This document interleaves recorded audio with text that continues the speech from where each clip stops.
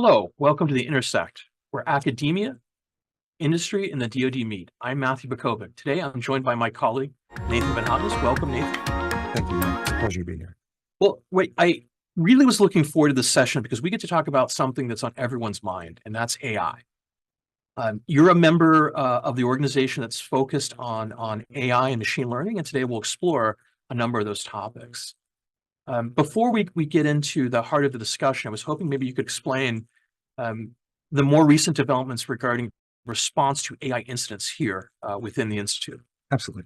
So I'm part of the AI incident response team, which is a joint collaboration between CERT and the AI. One of the things that we do is we respond to AI incidents when something with an AI system goes wrong, just like we have traditionally responded to computer incidents when we get hacked or there's another problem with a computer system. Thank you. So it sounds as if this is an extension of our existing knowledge and capabilities with an overlay for the new dimension of AI systems. So Indeed. I was hoping we could spend just a minute talking about the nature of AI systems. Now, AI systems aren't magic. They aren't pixie dust you sprinkle on things, right? Mm-hmm. At the end of the day, it's a collection of compute resources, storage, code, the things that traditionally we'd think of as the network or as your compute environment. So in your mind, how should we think about AI as being differentiated from traditional IT? That's a really good question. AI systems, their main difference is that traditional computer systems, like if you think about databases or any of those kinds of things, are often specified through a requirements generation process. Like people sit down, they say, this is what I need, this is what I want. You write down your requirements, and then you build to those requirements. AI systems are similar. They're still requirements, and you still need to build things, but you don't have the same kind of control over them because you train them from data. You teach AI systems by examples. You don't tell them what to do. You help them figure it out. And this causes both a new set of capabilities for AI systems to have, because it turns out that we can explain things to AI systems that will help them do things that traditional computer systems can't do. But it also causes a variety of different security issues because, you've taught people before. They don't always exactly learn what you're trying to teach them. Yes, exactly. Oh, so it sounds like then we have a different form of trust. Maybe that's not the right term, but we are investing faith that the AI system will do as instructed or trained, I guess is a better way to put it. And that requires justifiable confidence, maybe demonstrable confidence that the system works as intended. Right. Which doesn't sound easy. No, these things are never easy. So it's important to think very broadly about the life cycle that software normally goes through. So we at the SEI are big fans of DevSecOps, understanding how you have a development cycle, operational cycle, quick feedback, continuous improvement, all those other kinds of things, blending security directly into that process, right? MLOps, machine learning operations, is not as well established as something like DevSecOps is. And so what you end up with is systems that try to iterate very quickly, and they fall on their face a bunch. But over time, as you expose them to more use cases, more test and evaluation experiences, even red team, things like that, they do get better. Yeah, so it sounds like these systems are more dynamic in ways that present a challenge, that we're not dealing. Well, certainly, I would say that there's a deprecated way of looking at software development that we learned maybe in our formative years in this profession that's really been changed by the introduction of the DevOps concept and the idea of a continuous pipeline. And it seems to me that AI then accelerates that because these iterative cycles are maybe shorter, and the data is the system in a sense, for want of a better phrase. So there's a unique challenges, but here at CERT, we're drawing on what we know works in incident management and then extending that into this new domain. Now, you're part of an incident response team, and implicit in that is that people are going to do things to AI systems in an adversarial way. Right. And I've read your work on counter AI. So Nathan, I was hoping to explain sort of the ways in which adversaries will attempt to somehow manipulate or attack AI systems, and how that might be different, or maybe an extension of concepts from traditional information security. That's an excellent question. I'd be happy to talk about it. So when you think about AI systems, it's helpful to think about the entire technological stack that you have available to you, right? AI systems run on computers, right? GPUs are just sort of normal things. And then above that, they worry about the different devices that let them sense the world so that they can, do these sorts of fancy tasks like image recognition or what have you, right? Then they have their data storage layers. They have their machine learning layers that let them learn and perform these tasks. And then above that, they have, in some sense, the AI application services, ranging from modeling the world to full autonomy or human AI interaction. So if you picture that stack in your head, whatever the goal of the system is at one of these AI application layers, it can be disrupted by any place in the stack. So if a simple cyber attack that targets the very bottom layer, the computing layer, is sufficient, then maybe your adversary will do that. And there are, in fact, lots of different ways that you can use cyber means to disrupt AI systems, ranging from actually doing things like buffer overflow attacks or taking advantage of insecure serialization, things like that. So cyber attacks, totally a thing. As you move up into the machine learning layers, there are also three classic ways that adversaries can attack your machine learning system. They can make it do the wrong thing, where they give it an input that causes the machine to do something that they want it to do instead of something that you want it to do. That's like adversarial patches, adversarial examples, those kinds of things. They can make it learn the wrong thing if they have access to your training data or your labels. It's data poisoning. They can also make it reveal the wrong thing. If they can poke and prod your model, they can ask it sort of a malicious version of 20 questions and get information out of that model that has to do with the proprietary data that you trained it with. Right. So thank you for unpacking that. And I think that's something that sometimes is underemphasized, is that to do AI security means to evaluate the entire stack. Correct. And manipulation of AI systems and exploitation of AI systems doesn't occur just in the upper ranges of that stack, but rather there are attacks lower in the stack that can be profound and highly disruptive. Indeed. One of the things that comes to mind when I think about responding to incidents is the ability to detect anomalous activity, to translate that into discrete events, and then triage that, determining if this is something that's benign and maybe just a defect, and something that's malicious, right, in adversarial nature. Thoughts about how that might look different in AI systems for traditional IT? Sure. So one of the things in traditional IT is that you often have a sense of the system either having a security property or not, right? It either does the thing correctly or it does not. One of the differences of AI systems is that they are stochastic in nature. There is no AI system that does its job 100% all the time. And so being comfortable with the range of performance that can happen in an AI system as you're trying to evaluate that system or understand whether or not it's under threat is an important consideration. You have to be willing to be wrong some of the time if you're going to use these kinds of systems. And it's a really important understanding, right? And I think it plays into the larger narrative, which is you and your colleagues are building a new discipline, and the technology continues to change. I would not say that we're building a new discipline. Okay. We are extending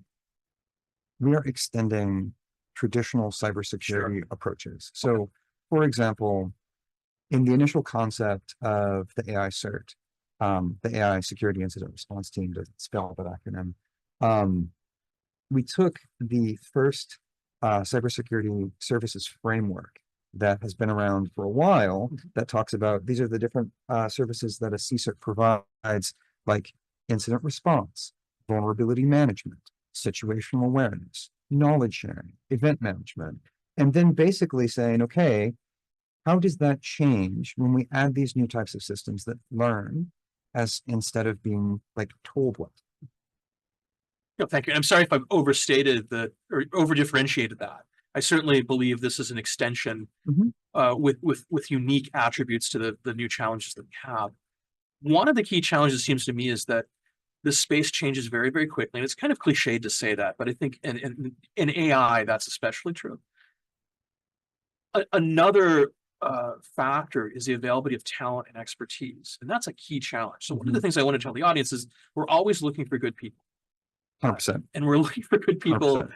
in AI. So if you have an interest in AI, AI incidents, AI engineering, AI security, right? The list goes on and on. Put AI in front of a topic that interests you. We're probably doing something that might be of interest to the audience. So I would encourage the audience to look at our openings and think about ways they could come to join us to do this good work. Indeed. What sort of folks, in your opinion, are best suited to tackle the challenges of AI security? Sort of background wise and expertise. Yeah, so just reflecting a little bit on the composition of our team, we have kind of all types of people.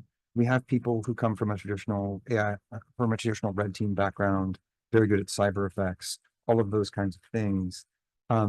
And you put them in front of AI systems and they play around in unique ways that, for example, someone like me who comes from an academic background, PhD in statistics, all that kind of stuff, we don't think of it that way. Like I have a tendency to think of these systems as implementations of abstract mathematics. So my attacks look very different from my colleagues' more cyber-focused attacks.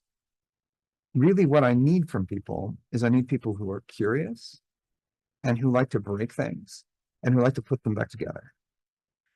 I think that is such a great description. And I think that applies in many facets of what we do in cybersecurity, which is we need people with a genuine curiosity, folks that are willing to take the time to learn something, even if it's not familiar or intuitive, right? To really dig into it. And as you said, look at this as a series of challenges or puzzles in a sense, right? Yep. So in my experience, hiring non-AI red teaming resources and pen testers, that's exactly the attributes I look for. So it's good to hear it's an extension of that. And if you are a red teamer or a pen tester, I think this convergence is coming, whereas AI systems become the lifeblood of organizations' overall computing environments. This will be one skill that you must have in your set of knowledge and expertise. Yes. But again, finding these people at scale is tough. Well, we have to build them, I think. Okay. Can you maybe elaborate on that? How do you think we should go about building the capabilities we need in these folks? Sure. So, well, first of all, just acknowledge that we need more cyber folks. Yes. Like full stop. Overall. So,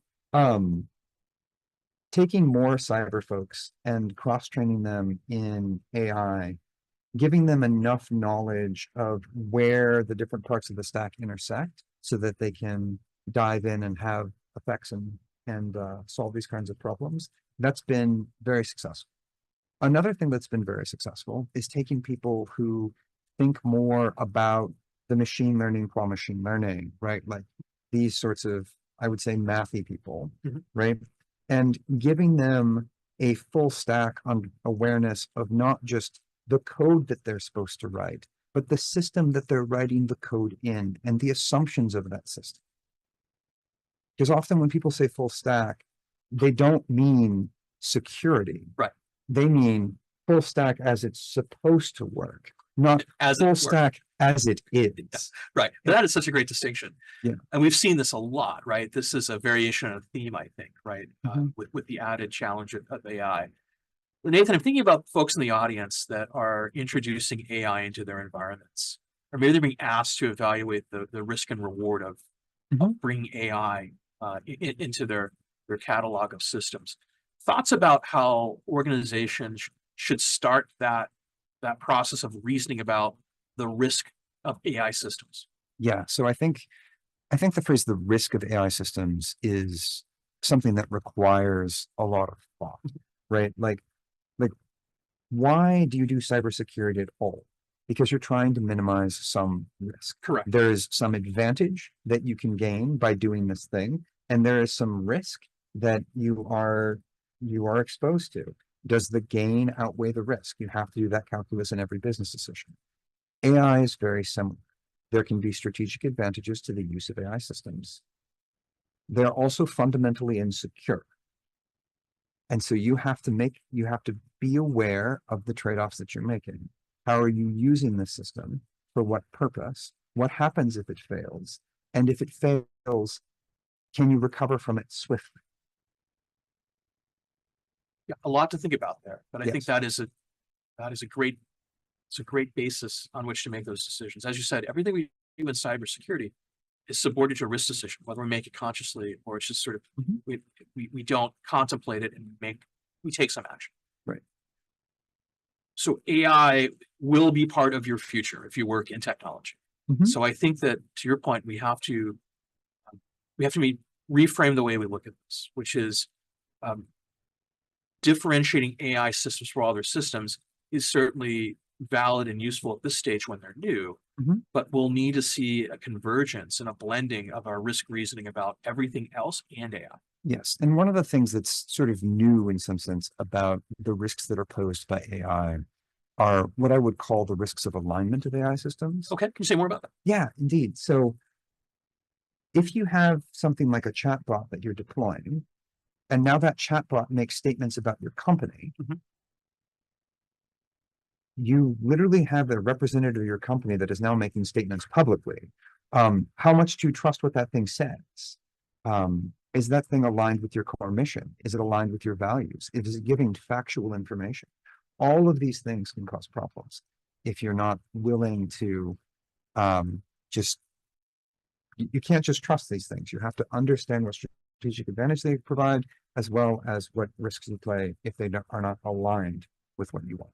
Yeah, I mean, I think it is, for me, it's reassuring the fundamentals will apply, right? Mhm. So doing good risk management and good risk reasoning will see us through. Indeed. I think two thoughts to offer for discussion, right? I think there's an element of just because we can doesn't mean we should with Mhm. AI, and that applies to many technologies.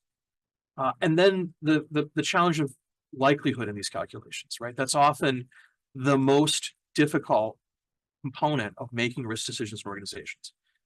Because AI is so new Mhm. and it's changing quickly, I imagine that the pre-existing knowledge we have that drives understanding of likelihood might be different. Thoughts about that? So what I would offer is that the likelihood of attack will change proportional to the importance of the system. So for example, right now, people are playing around a lot in space. They're trying new things. They're being innovative, Right. right? Once they get systems that are in fact performant, and then they use them for things that are strategic or otherwise high value, you will begin to see real attacks against those systems because the adversaries can now gain something from the way that those systems are deployed. As we get better at doing this AI stuff, we're going to see more AI attacks because there will now be an economic incentive for the attackers to go after these systems. It's very important to understand that once you reach performance, you're going to see attacks. You need to therefore be worried about defenses and do some of the work that we do here at the Software Engineering Institute. Yeah, that makes a lot of sense. The attack surface changes and things that are most critical are also the most attractive targets. Right. Absolutely makes sense to me. One of the things I often hear in the context of AI risk is the idea of explainability. That these things do seem like magic if you don't take the time or have the expertise to sort of parse it in the way that we're doing today, right? If you don't acknowledge the stack and understand the pieces, if you just know we have a new chatbot, for all we know, it fell from the sky, right? So thoughts about explainability and where that fits in this. Yeah, so one of the important things about understanding how you're building your technology stack is that your ethics and your core values are going to drive all of the decisions that you use to build your technology stack for your AI system. You have to start with what you value and why it matters. So for example, in the Department of Defense, we have core ethical principles that all of our AI systems align to, things like that. So you have to be clear about what you want and why you're doing what you're doing in order to implement these kinds of systems. Actually, I got distracted on the ethics. What was your question? No, the question I was asking was explainability as a concept. Explainability. Yes. Yes. So that was why. So I think ethics is a big part of that, right? Because it's a facet of what you're trying to explain. Right. So explainability is a way to understand, in some sense, or gain some intuition about what the model is doing. And one of the ways that it's often used is to understand the biases that are in the model. And the way that you understand the biases in the model is by performing those evaluations relative to the ethical considerations that you already put together. That's why I started with ethics and then put it through. So from a technical perspective, understanding an AI model has to have an endpoint in mind. You have to say, this is a property that I want this model to have as driven by my ethical considerations. And then here's a series of tests that I can run to see whether or not that model has said property. For example, if you're using an AI system for hiring decisions, it better be compliant with laws on equal protection and all these other kinds. Right. And this is often the use case or perhaps the perceived risk that I hear, which is we're going to use the system to make hiring decisions or admissions decisions for a university or lending decisions in a financial institution. How do we ensure as best possible it's free from bias or some other objectionable attribute that we want to tune out of the system? Yeah, so there's a lot of great research around fairness in machine learning that's actually happening at Carnegie Mellon. The short answer is that you present to the system a series of test cases that differ by things that shouldn't matter, but are otherwise the same. And by presenting those test cases and seeing what the system decides, you can begin to sort of suss out whether or not it's using other information inappropriately to give biased decisions. Right. What's giving me maybe that was too technical. No, I think it's perfect. Okay. It's perfect. And this audience will vary, but certainly there are folks that would like me to ask even more technical questions. One of the things that is giving me a great deal of comfort in this conversation is what I'm hearing is that here at the Software Engineering Institute, we're approaching this as an engineering discipline. And we're thinking about the challenge in that way, which in my mind means there's a focus on measurement and understanding how things fit together in a way where we don't think about just the benefit, but the abuse case, the misuse case, and also the failure modes. Indeed. And when I think about counter AI, right, essentially you're looking for the most viable failure modes or ability to affect a system in a way that is undesired. Right. Which will induce a lot of fear in folks, right? So I think one of the takeaways I'd like to offer to the audience is that folks like Nathan and team and the Software Institute as an organization, we're trying to create the tools and comfort required to integrate AI in a way that doesn't induce anxiety and also avoids sort of covering your eyes and saying, no, it's no different. Don't worry about it, right? I think there's a middle ground of realism rooted in engineering that we have to aspire to. Indeed. And the other point that I would make is that like the computer that our audience is watching this on right now has vulnerabilities. Yes. Right. There are exploits that can happen against that computer, and yet they still use it. And they go about their day and the world moves on. It's totally fine. This conversation about vulnerability and counter AI is about managing a portfolio of risk across an organization, right? It's not about don't use this because it's not perfect. Do not let the perfect be the enemy of the good. Understand your risk profile, achieve the strategic gains that you want to achieve. Your point is such a good one, which is the systems we're using that aren't AI systems aren't free from risk. We've just become comfortable with how to manage those risks. And there is no scenario where we won't have realized risk in AI systems, right? There's realized risk in all systems. The question is, can you reduce that to a tolerable level within your risk appetite? Right. And that varies for the personal level, right? Perhaps your own data and your own life. It varies within organizations, certainly the national level. As you mentioned, right, this is a matter of national defense. So the stakes are very high. And I'm glad we have smart folks like you working on this challenge. What comes next in your research? What would you like to highlight as new avenues to explore? Well, actually, if I could just take a step back for that for a second. Please. as people worry about the risk that AI systems pose, the simplest way that you can buy down your risk is to be able to respond quickly. That is literally why we put together the AI incident response team, so that we can help people respond to these kinds of things. Yeah, I really like the way you describe that. So one of the key tenets of the work that we do at CERT is that for any system, you have an obligation to protect and sustain, manage conditions and manage its consequences. And what you are bringing to bear is a new set of capabilities, both to protect as best possible, but moreover to respond and sustain when you have to manage the consequences of some lapse in security, which will happen. Right? There's no perfect security. There'll never be perfect security. Striking that balance is the key for all of us in any organization. Right. And to just very quickly answer your question. Please, yes. My research is in some sense inspired by malware analysis. Okay.